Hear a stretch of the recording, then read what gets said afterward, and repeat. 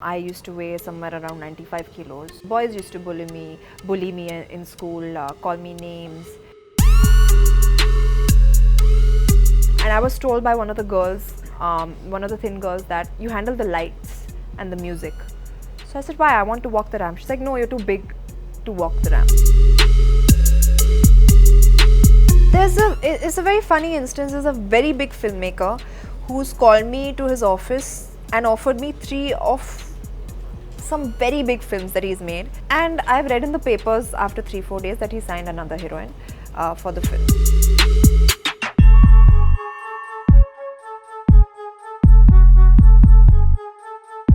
With nepotism debate being the current go-to talking point in the industry, more often than not, we think that star kids, especially actors who belong to the industry, have it easy.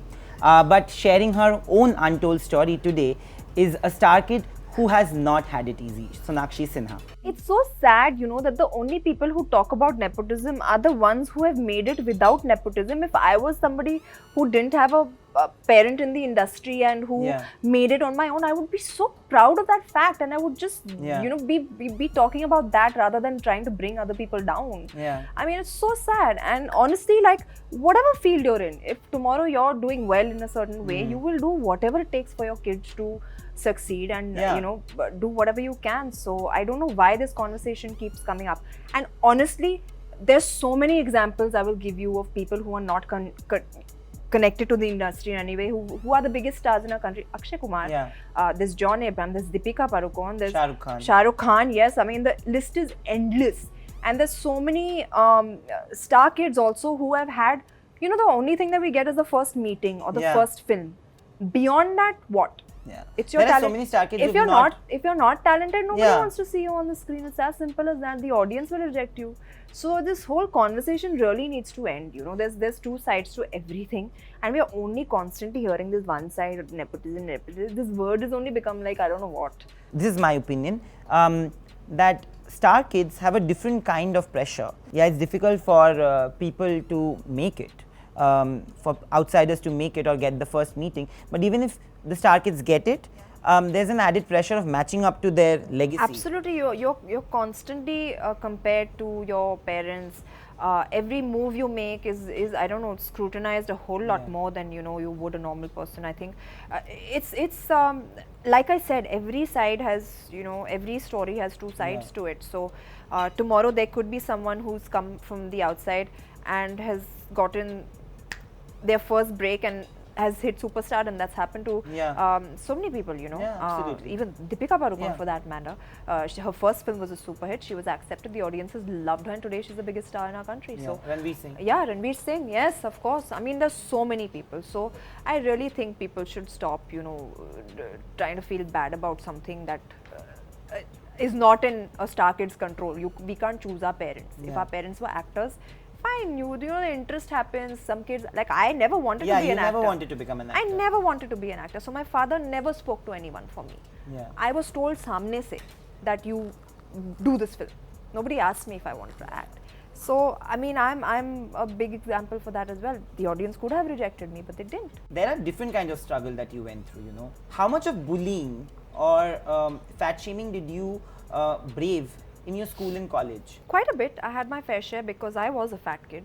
I used to weigh somewhere around 95 kilos. I've always been a big kid, and even though I played so many sports and all, the boys used to bully me in school, call me names. They used to not consider me for any of the main roles in the plays in school. I used to always be the narrator or somewhere on the side, I remember. But honestly, like, I feel so proud right now.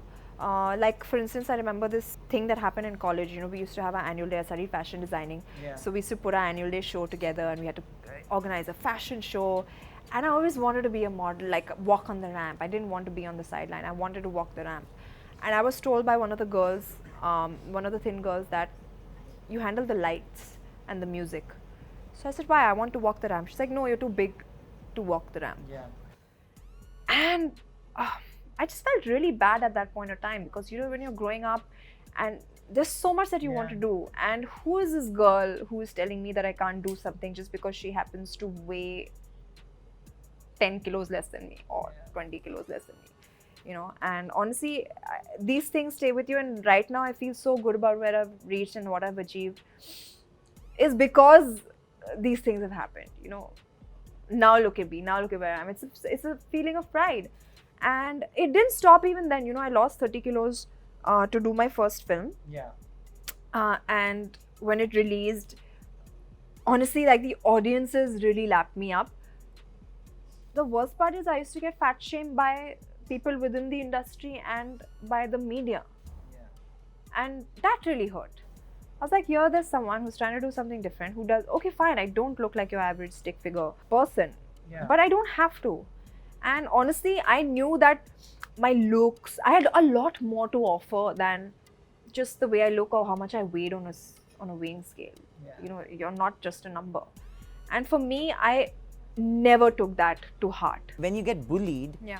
beyond a point, very early in your life, you really get to know the mechanism to handle it, Yeah. and then people stop bullying you. Yeah. Has that ever happened? Because today nobody has the guts to come and bully you, because Yeah. we've seen those. Yeah. You give it back. Yeah. But was there ever a moment when you couldn't, maybe? I used to beat up the boys in school. I'm not kidding. Fab. Yeah. I also done that. Yeah, they used to come and call me names. You know, one chamat right straight on their face. So I used to chase them. I used to pin them down. I used to sit on them. They couldn't breathe. Like I used to get really like physically violent. But I didn't want to take that. You know, Yeah. I mean, why would you call me names and do?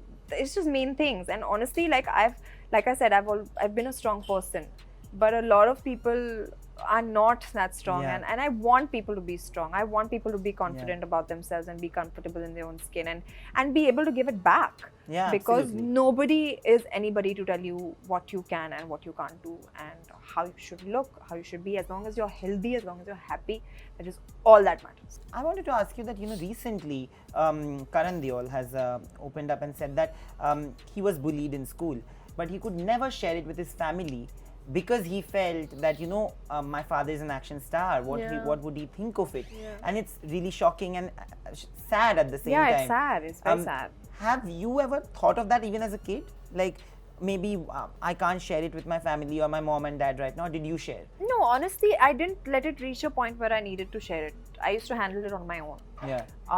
Bullying is a Yeah. big deal. Yeah, It should absolutely. not be done. And so for me, it wasn't that big a deal because I used to handle it at my own level. How much have you been a victim of that? Have you ever been like replaced for ridiculous reasons and replaced or not told, not informed? It's a very funny instance. There's a very big filmmaker who's called me to his office and offered me 3 of some very big films that he's made. Yeah. And I've always gone to his office and he's praised me and praised me to no end. I've had chai with him thrice. And I've read in the papers after 3-4 days that he signed another heroine for the film. So the 4th time, I don't know, I bumped into him or I spoke to him somewhere. I told him, sir, I don't want to have any more tea with you. If you have a script that you want to give me, please call me then. I'm tired of having chai with you. So stuff like that. I mean, it's not nice to do that, Yeah. to give someone that kind of hope and then not even tell them personally. Other than that, there was this one instance I was doing this film where we were supposed to start shooting in like 10 days and I heard some chatter from outside about the producers saying that I need to lose weight for the film. But you knew how I weigh, how much I weigh when you made me sign the film. And if that was your concern, you should have told me at that point of time, Yeah, which was absolutely. some You've done it for which films. was 6 months back. I would have lost weight. It's not like my co-actor was the fittest. So it was really, it was funny, but eventually it did not, I was a part of that film. So, but things like that stay in your head. Yeah, absolutely. There is rampant sexism in the industry. Yeah, absolutely. For sure. Yeah. Which is why I'm very happy that a film like Mission Mangal has worked, because it breaks that barrier. Yeah. How much of sexism have you faced? Has that ever happened to you where they have kind of like really been ridiculous with the remuneration? That happens with every film that is driven by a female protagonist. The budget is either quarter or less than that of Yeah. a big budget film which has a male superstar or actor. Yeah. And it's a sad truth. Yeah.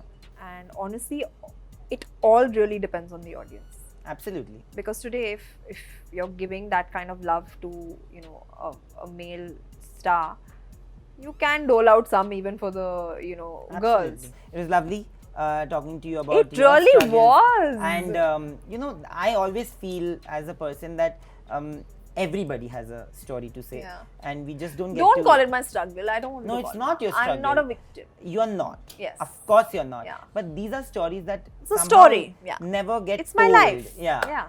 And never get viewed, I think, Yeah. especially Yeah. because of what I said. But I'm so happy that you shared it, and it was Thank lovely you, Nayan. talking to I you. really enjoyed this conversation. Thank you. Thank you. It was lovely sharing my story with Nayan Deep. If you like this video, please subscribe to Pink Villa.